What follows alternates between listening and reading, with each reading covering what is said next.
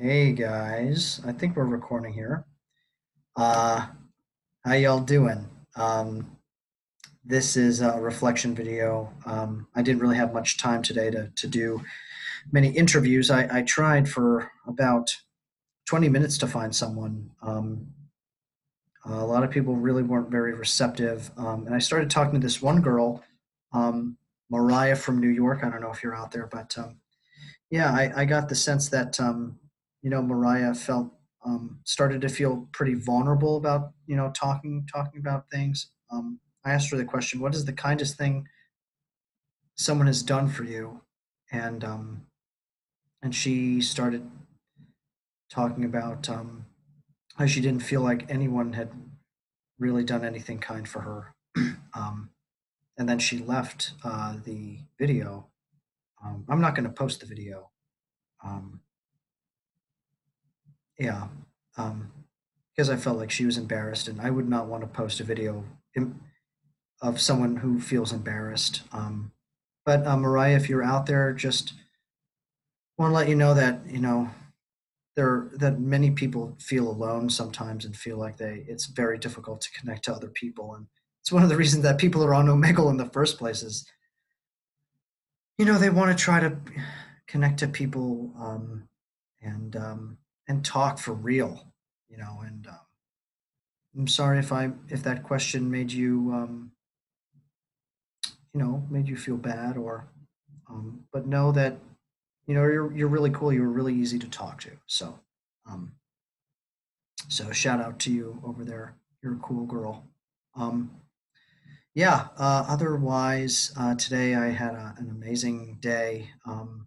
It was the first time that I had seen a lot of my fellow actors from my conservatory. We all went to the beach for one of my friends' birthdays, and we all just hung out and got some sun. And I'm about to head over to another friend's place to probably play some board games or just hang out till the early morning, bring over a few beers and relax. And I'm telling you, like those kind of physical get-togethers where you're with people.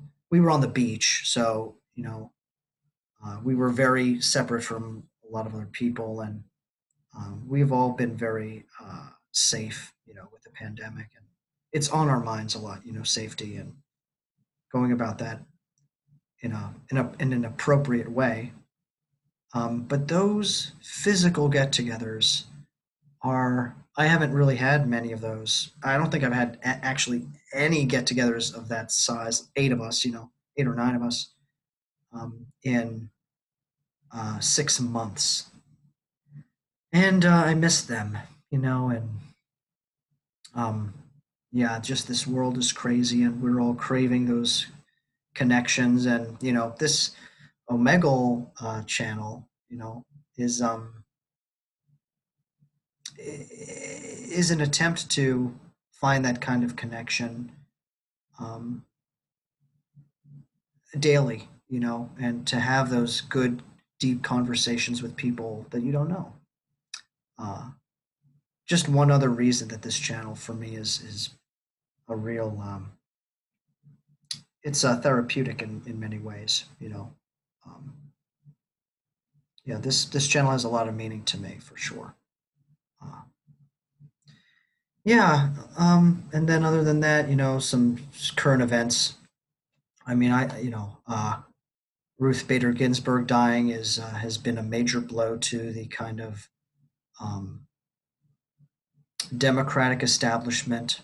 I myself am I'm a little peeved, um, mainly at Mitch McConnell, because if he had said, let's after this um, happened, and he came out and he said, if we have enough time, we're going to put another Supreme Court justice and try to get a vote from the Senate, to approve, the next justice, and it's just completely, not.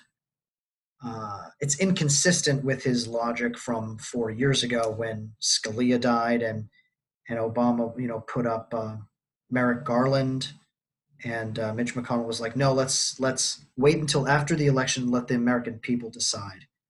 Um, and That's how we ended up getting Gorsuch, um, who I'm actually I'm a decent I'm a I think Gorsuch is a decent guy. He's stood up for a lot of Native American rights, but you know the conservative to liberal court justices now are majorly skewed, if especially if Trump nominates and passes a third Supreme Court justice, um, in the next 100 days or whatever,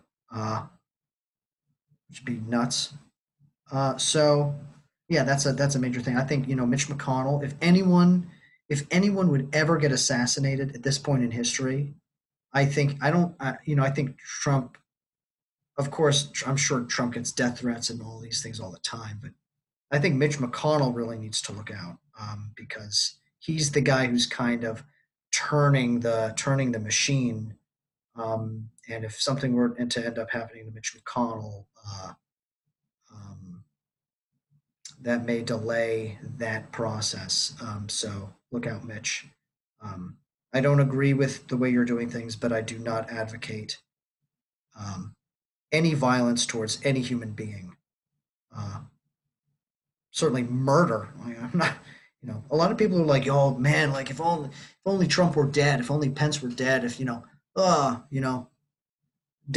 dangerous rhetoric, because that could be turned around on the other side just as easily, and an eye for an eye makes the whole world blind.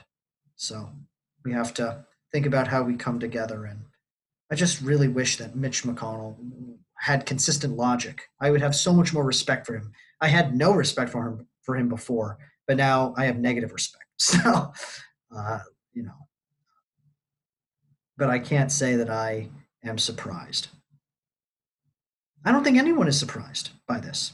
You know, I think it's just our politicians, left and right, Democrat and Republican, are corrupt and power hungry and just want what they want. They've carved out their part of the system. They've been there for 30, 40 years, and they want their influence to be heard, and they want to impress their power onto the system and onto our society. And it is just another dick measuring competition, just another way to not abide by the system that our founders cared about,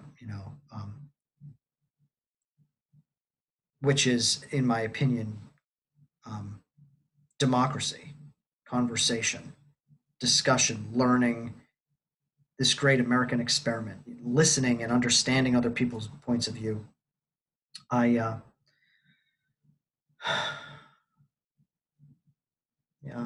I don't know, man. I am, this whole summer has been great, partially because I just started not even looking at the news after Bernie Sanders' demise after Super Tuesday in March, um, and I was thinking, you know what, like social media sucks. I don't like it. It makes me feel badly. I don't feel like I'm getting any kind of conversation from it, anything substantive, anything meaningful. A lot of these news organizations, I don't feel like I'm getting anything substantive or meaningful. The news rarely asks the big questions. That's what I want. I want exactly what is here on this channel. I want people to discuss the big questions. I want people to be knowledgeable. I want to be more knowledgeable about like the Swedish healthcare system. The other day, like I was talking to these guys, the Vanning Six, which is, I think Vanning is like Swedish for apartment.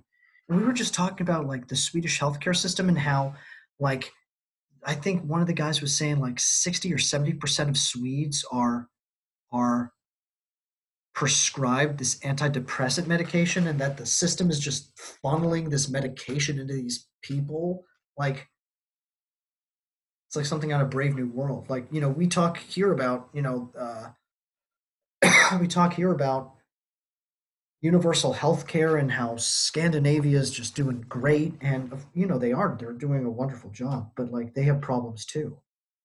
If we understand those problems, then we can make a healthcare system here that can help to like solve the issues that that country is having too. Like that needs to be part of the conversation.